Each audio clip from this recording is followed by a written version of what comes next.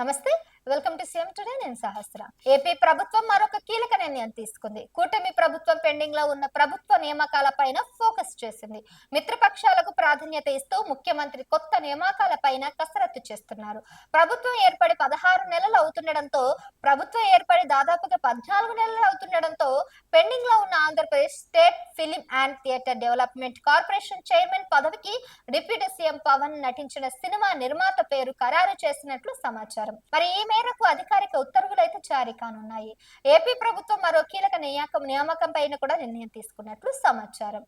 Andhra Pradesh state film and theatre development corporation chairman గా Harihara Veeramallu cinema నిర్మాత AM రత్నం పేరు ఖరారు చేశారు. డిప్యూటీ సీఎం పవన్ ఆయన పేరును సిఫార్సు చేశారట.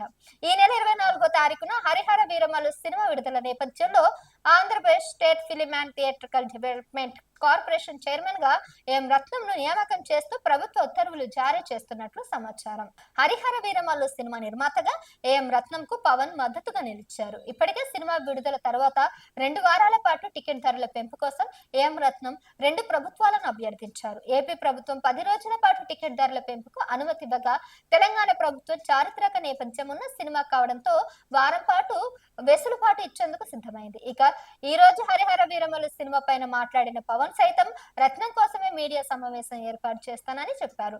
ఆయన నలిగిపోతుంటే చూడలేక తన వంతు సపోర్ట్ అందించినట్లు కూడా పేర్కొన్నారు. సినిమాను ఎలా ప్రమోట్ చేసుకోవాలో తనకు తెలియదని ఈ ప్రెస్ మీట్ పెట్టడానికి ముఖ్య కారణం ఏఎం రత్నమే అని పవన్ అన్నారు. సినిమాను రూపొందించాలంటే ఎన్నో యుద్ధాలు చేయాలన్నారు. రీజనల్ సినిమాను పాన్ ఇండియా స్థాయికి తీసుకెళ్లిన వ్యక్తి రత్నం అంటూ కొనియాడారు. ఇప్పుడు పవన్ వ్యక్తిగతం ఏపీఎస్డిఎస్ చైర్మన్ గా ఏఎం రత్నం పేరు సిఫార్సు చేయడంతో ప్రభుత్వం ఈ రోజు అధికారికంగా ఉత్తర్వులు కూడా జారీ చేసే అవకాశం ఉంది.